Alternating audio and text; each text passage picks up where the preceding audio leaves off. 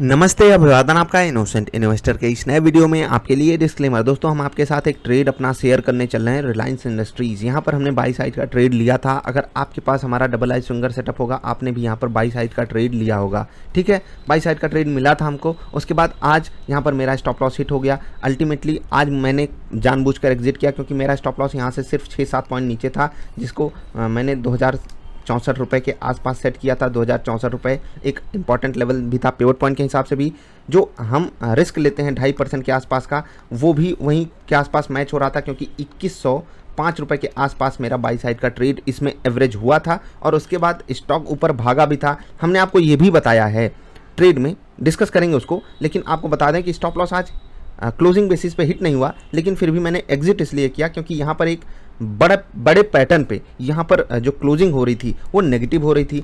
बाजार एक अनसर्टेनिटीज़ के माहौल में जा रहा है, ऐसा वीकली कैंडल को देखकर लग रहा था। इसीलिए मैंने यहाँ पर एग्जिट करना बेटर समझा। और एक बार के लिए हो सकता है कि मैं सोमवार को गलत हो जाऊँ, लेकिन हमको जो है, जो अपना स्टॉप लॉस होता है ना, उसको थोड़ा बहुत मार्जिन या फिर रूम हमको देना चाहिए, या फिर नीचे या फिर ऊपर, कि यहाँ पर आ गया मतलब मैं गलत हो चुका हूँ। तो इसीलिए मैंने एग्जिट किया, ये मैंने आपको बताया। अब इस ट्रेड से सीखने वाली बातें क्या है वो मैं आपको समझाऊंगा, लेकिन उससे पहले मैं आपको बता देता हूँ कि हमने इस स्टॉक को बाई कहाँ पर किया था। जब आप 1 आवर की कैंडल लगाओगे, ठीक है, 1 आवर की कैंडल लगाओगे तो जिनके पास सेटअप होगा उनको भी बता रहा हूँ, जिनके पास नहीं है वो क्यों बाई कर सकते थे। पिवट पॉइंट वाली वीडियो देख लिए, आपको काफ़ी चीज़ समझ में आएगी। जब यहाँ पर ये स्टॉक गिरा, ठीक है, 1 आवर की कैंडल है, ये ऊपर गया, ये क्लियरली एक रेजिस्टेंस था जो यहाँ पर क्लोजिंग हुई। ठीक है, जो यहाँ पर ये क्लोजिंग हुई बहुत ही अच्छी क्लोजिंग थी। और अगर आपको पता हो, स्विंगर सेटअप ने भी यहीं के आसपास बाई हमको दिया था, तो हमने यहाँ पर बाई किया। उसके बाद जब ये गिरावट आई तो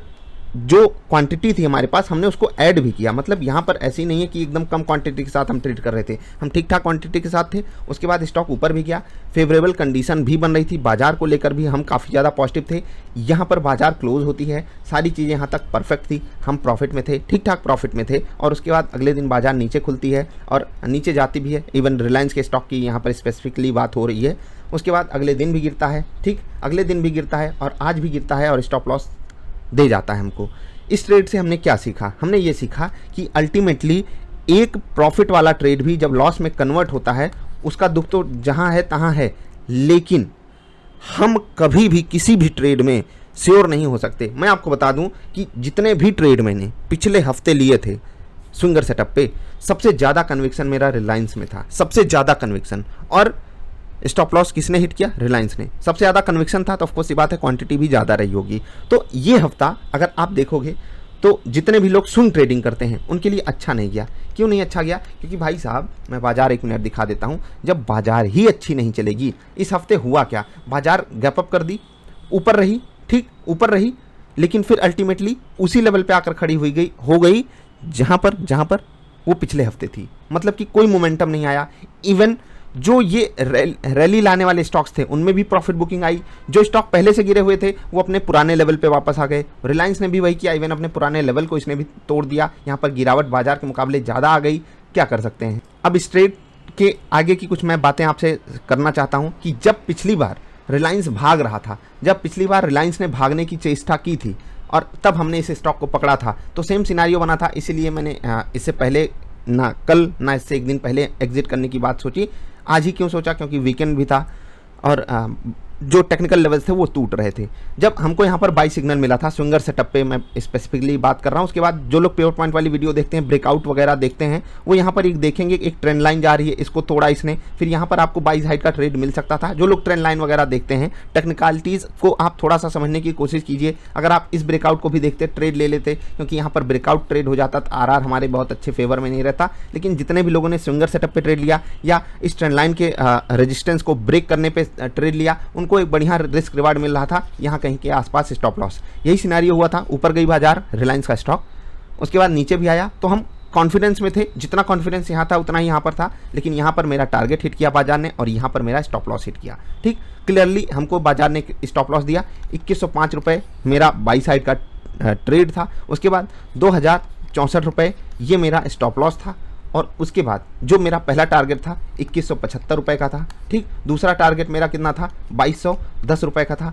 क्या ये हिट हुआ? नहीं हिट हुआ। अब थोड़ी सी बातें करते हैं स्विंगर सेटअप पे। इसलिए क्योंकि मैंने आपको बोला है कि वहाँ जब भी आपको 2% का मोमेंटम मिल जाए अपने स्टॉप लॉसेस को ट्रेल कर लीजिए। ठीक, अब ये मैं एकदम बिगनर लोगों को इसलिए कहता हूँ ना, क्योंकि जब उनके साथ ये होगा तो वो अपना कॉन्फिडेंस बिल्कुल लूज़ कर जाते हैं। इसीलिए मैंने उनको ये सलाह दी है। और देखिए, जिन लोगों ने भी ये सलाह मानी वो कभी भी इस ट्रेड में लॉस में नहीं एग्जिट किए होंगे, किसी कीमत पे नहीं किए होंगे, क्योंकि ये स्टॉक 2% से ज़्यादा मोमेंटम पॉजिटिव साइड दिखाया था और उसके बाद गिर रहा है, तो हम यहाँ पर कॉस्ट पे एग्जिट कर जाएंगे। जो लोग होल्ड करना जानते हैं, देखो 90% हम लोग जब शुरुआत करते हैं, मैं अपनी भी बात कर रहा हूँ, जब मैंने शुरुआत की थी, जब मैं कोई स्टॉक खरीदता था, ऊपर जाता था 1% गया, मैं सेल करके निकल जाता था। यही मैंने आपको सिखाया कल वाली वीडियो में, जरूर जाकर देखिएगा वो वीडियो, क्योंकि ये गलतियां हम में से लगभग हर कोई करता है कि ऊपर गया नहीं, पेट में दर्द चालू, अरे इतना ऊपर कैसे चला गया, मैं इतने प्रॉफिट लायक हूँ ही नहीं, 1 लाख लगाया है, 1% ऊपर चला गया, अरे 1000 रुपये, बाप रे बाप, 1000 रुपये मिल गए हमको, एकदम मतलब पेट में दर्द होने लगा, बाप रे बाप 1000 मिल गए मुझे। और वही जब लॉस में चला जाता है, 1000 लॉस दे रहा है, चलो अभी 500 का लॉस हो जाएगा, अभी रिकवर हो जाएगा, कॉस्ट पे आएगा, मैं एग्जिट कर जाऊंगा, 1000 का लॉस 2000 हो गया, अरे कोई बात नहीं, रिलायंस जैसी कंपनी है, ये तो लौट आएगी। 2000 से 4000 5000 लॉस हो गया, रिलायंस है करते करते मान लेते हैं कि वो 15 दिन 20 दिन बाद कॉस्ट पे आ भी गया, तो हम वहाँ पर एग्जिट कर जाएंगे। अब हमारी प्रॉब्लम ये है कि हमने ये नहीं सोचा कि हमने कितना दिन बर्बाद कर लिया उसमें अपने पैसे को लेकर के, क्योंकि हम अल्टीमेटली इन्वेस्टर नहीं हैं। क्योंकि अगर हमारी मेंटालिटी ऐसी है, हमारा माइंडसेट ऐसा है, तो हम ट्रेडर हैं। ठीक, और आप में से जितने भी लोग हो वो अपना माइंडसेट डिफाइन करो कि आप हो कौन। अगर आप इन्वेस्टर हो तो जब भी रिलायंस गिरे आपको खुश होना चाहिए कि एक अच्छी क्वालिटी का स्टॉक मुझे अच्छे रेट पे मिलने जा रहा है। क्योंकि मेरा पॉइंट ऑफ व्यू 3 महीने 6 महीने या केवल साल भर का नहीं है, मैं 3 साल 5 साल 10 साल 15 साल या इवन अपने बच्चों के लिए 20 25 30 साल के लिए सोच रहा हूँ। मैं लॉन्ग टर्म के लिए रखना चाहता हूँ, फॉरएवर रखना चाहता हूँ। कुछ स्टॉक्स ऐसे होते हैं जो फॉरएवर, जैसे कहते हैं ना, ये गोल्ड हैं, उनको हमेशा रखिए। तो वहाँ पर तो आपको खुशी मनानी चाहिए ना कि ये स्टॉक आपको पसंद भी है और सस्ता भी मिल जा रहा है। बिल्कुल उसी तरह जैसे आप बाजार में गए कोई सामान खरीदने, अगर आपको वो पसंद है तो कल अगर सस्ता हो गया तो आप दुखी थोड़ी हो जाओगे। मान लेते हैं कि आपको कोई सामान ढेर सारी मात्रा में खरीदना है, आज आप गए 10 खरीद के लाए 100 रुपये में, कल वही सामान 90 का हो जाएगा, आप खुश हो गया नहीं, वही सामान 90 का हो जाएगा और अभी भी आपकी ज़रूरत है, आपको लगता है कि ये सामान बहुत अच्छा है, रखना चाहिए, कल 90 का होगा, आप खरीदोगे, आपको ये पछतावा नहीं होगा कल मैंने इसको 100 पे खरीदा था। आप ये कहोगे चलो भैया हम आज इसको 90 पे खरीदते हैं। जैसे मान लेते हैं आपका कोई फेवरेट फ्रूट हो, इस तरीके से एग्जाम्पल लिया कीजिए कि आज आपने 100 रुपये में खरीद कर खाया, कल अगर वो 90 रुपये का हो गया, आप खुश हो जाओगे कि ये फ्रूट मुझे पसंद है, कल मैंने इसी को 100 में खरीदा था, आज तो ये मुझे 90 में मिल रहा है। फल है, आपको पता है फ़ायदेमंद है, तो खरीदोगे ना, दिल खुश करके खरीदोगे, रोना नहीं रोते। ट्रेडर्स भी रोना नहीं रोते, उनको पता है कि ये पार्ट ऑफ द गेम है। अब मैं यहाँ पर आगे कुछ बातें करता हूँ, ये हो गई ज्ञान और थोड़ा सा ज़रूरी है आप लोगों को चार्ज करने के लिए। अब आगे जो बात होगी वो बहुत इंपॉर्टेंट होगी। जो हमने यहाँ पर कमाया, जो हमने यहाँ पर गंवाया, वहाँ पर जो सबसे बड़ी चीज़ रोल प्ले की वो था रिस्क रिवार्ड रेशियो। क्योंकि यहाँ पर अगर मेरा टारगेट हिट हो गया होता तो एक बार के लिए मैं कह देता किस्मत अच्छी थी या जो भी चीज़ें, ये सब चीज़ मैं आपको बोला हूँ कि किस्मत का योगदान 25% है ट्रेडिंग में, इन्वेस्टमेंट में भी लगभग 10% का योगदान होता है किस्मत का, बशर्ते कि ये आप सही तरीके से इन्वेस्टमेंट कर रहे हो। अब रिस्क रिवार्ड रेशियो का जो मैं यहाँ पर कैलकुलेशन आपको देने वाला हूँ वो बहुत ध्यान से समझिएगा। यहाँ पर मेरा टारगेट 5% का हिट हुआ था, यहाँ पर मेरा स्टॉप लॉस 2.5% का हिट हुआ। मैं मान लेता हूँ कि 0.5% बहुत बड़ी चीज़ है, लेकिन फिर भी 0.5% मैंने जो है कॉस्टिंग लगाई इन ट्रेड्स को करने में। तो भी अगर आप दोनों ट्रेड्स को कंबाइन करोगे तो मेरा जो ओवरऑल प्रॉफिट है, मैं अगर ट्रेड ना करता सेकंड वाला तो मैं 4.5% के प्रॉफिट में रहता। लेकिन क्योंकि मुझे आगे भी बाजार में रहना है, ट्रेड करते रहना है, ऐसा तो हम कर नहीं सकते कि हमको ट्रेड करना ही बंद कर देना एक बार प्रॉफिट हो गया, क्योंकि हमें लगातार हसल करना है। तो क्या करना पड़ेगा, इन सब चीज़ों पे फोकस करना पड़ेगा। अब ये जो 2% आए 2 ट्रेड्स से, ठीक है, ये जो 2% आए 2 ट्रेड करने के, एक टारगेट एक स्टॉप लॉस, ये तब आ पाया जब हमारा रिस्क रिवार्ड हमारे फेवर में था। जब हम रिस्क ले रहे हैं 2.5% का, जब हम रिवार्ड ले रहे हैं रिलायंस जैसे स्टॉक में 5% का। यहाँ पर हमको 5% इसने दिया, उसके बाद थोड़ा सा और मुझे मिल गया था।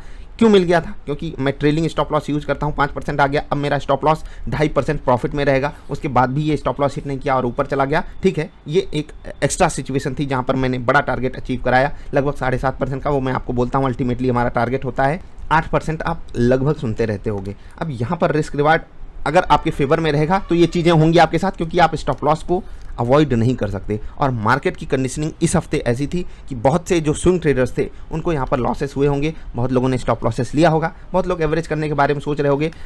लेकिन मैं आपको फिर से बता दूं, एवरेज इन्वेस्टमेंट ग्रेड के स्टॉक्स में करोगे वो अच्छी बात है। अगर आप स्विंग ट्रेडिंग में एवरेज करते हो तो बहुत सोच समझ के करना चाहिए। ऐसा नहीं कि एवरेजिंग गलत है, बहुत अच्छी बात है कि आपने कोई स्टॉक यहाँ पर खरीदा, आपको लग रहा है यहाँ पर ये आ गया, उसके बाद रिवर्सल दिखा सकता है, आप यहाँ पर एवरेज करो। मुझे ऐसा लग रहा है अगर रिलायंस थोड़ा नीचे आ जाता है 2020 2025 तो मैं वहाँ पर बाई करूँगा। मैं ये 50 रुपये का रिस्क नहीं लेना चाहता था, इसीलिए मैंने यहाँ पर एग्जिट किया। अगर नहीं आता है तो क्या मैं पछतावा करूँगा? नहीं, क्योंकि मैं मल्टीपल ट्रेड्स लेता हूँ। कुछ ट्रेड्स अभी भी अच्छे गए हैं, मैं आपको उनका नाम भी बताऊँगा। आई होप आपने पिछले हफ्ते जो मैंने डाली थी अगले हफ्ते के लिए स्विंग ट्रेडिंग स्टॉक्स, उसको जरूर देखा होगा वो वीडियो। इस हफ्ते भी ऐसी वीडियो में लाने की कोशिश करूंगा। बाकी इस वीडियो में जो मैंने आपको समझाया उस पर जरूर फोकस कीजिएगा कि रिस्क रिवार्ड रेशियो अपने फेवर में रखिए। और बाजार से अगर आप एक ट्रेड में 10,000 रुपये कमा लेते हो, ठीक है, और दूसरे ट्रेड में आप 5,000 गंवा देते हो, तो ये मत सोचिए कि 5,000 आपकी जेब से गए। नहीं, ये बाजार की अपनी फीस है, वो अपने तरीके से वसूल करता है। एक बार आपको दे दिया, आप उसका पैसा रखे थे, वो आपसे 5,000 वापस ले लिया। अब आपको खुश इस 4,000 में रहना है, क्योंकि 1,000 तो आप ब्रोकरेज दिए होगे। आपको इस 4,000 रुपये से अगर खुशी नहीं मिलती है, trading is not for you. मैं आपको लिख कर दे सकता हूँ, आप ट्रेडिंग में सक्सेसफुल नहीं बनोगे अगर आप इतना नहीं समझोगे कि जब भी कोई बंदा सक्सेसफुल होता है वो बहुत से पेन को झेल कर सक्सेसफुल बनता है। उसे बहुत तकलीफें आती हैं रास्ते में, लेकिन हम सब बस उसका हंसता हुआ चेहरा उस स्टेज पे खड़े होकर जब वो दिखाता है, हमको सिर्फ वो दिखाई देता है। ठीक है, जब कोई ट्रेडर अपना प्रॉफिट दिखाता है ना, तो आप उसको एकदम लिक्विडेटिव वे में ले लेते हो, वाह यार क्या कमाल का ट्रेडर है, गजब का प्रॉफिट दिखाया। लेकिन उसने कितना पेन झेला है आपको नहीं पता। ये पेन है, ये पेन है, ये बाजार की फीस है, आपको देनी पड़ेगी। चाहे खुशी खुशी दीजिए या रोग आकर दीजिए। शुरू में मैं भी बहुत रोग आके देखता था, सर पीट लेता था, लेकिन बाद में समझ में आया ये पार्ट ऑफ द गेम है। इसीलिए मैं कहता हूँ कि पोजीशन साइजिंग, मैंने इस पर वीडियो डाली है, इसको अगर आप कंटिन्यूअसली देखते रहोगे, मॉनिटर करते रहोगे, तो आपको इस बाजार में सक्सेसफुल होने से कोई रोकेगा नहीं। मैं फिर से कह रहा हूँ कि मैं अगर आपको इतना कह दूँ, अपने दिमाग में हो रही जो बड़बड़ है उसको अवॉइड कर दीजिए। ग्रीड एंड फियर से ऊपर थोड़ा सा उठ जाइए। आप खुद देखोगे कि बाजार बहुत ज़्यादा डायनामिक है और बहुत अच्छा प्लेस है पैसा बनाने का, लेकिन किसके लिए? जो रूल्स एंड रेगुलेशंस को फॉलो करते हैं। ये मेरा ट्रेड था रिलायंस का, जहाँ पर मेरा स्टॉप लॉस हिट हुआ। मुझे ऐसा लगा मेरा फ़र्ज़ है कि मैं आपके साथ शेयर करूं, क्योंकि यहाँ पर आपके लिए सीखने के लिए कई सारी चीज़ें थी, मैंने आपको बताया। आप ज़रूर इस पर फोकस कीजिएगा। हम अभी आपसे अलविदा ले रहे हैं। वीडियो पसंद आई लाइक कर देना, चैनल पसंद आया तो लाल चीज़ नहीं दिखनी चाहिए। बाकी 10,000 का पोर्टफोलियो देख लीजिएगा। नमस्कार।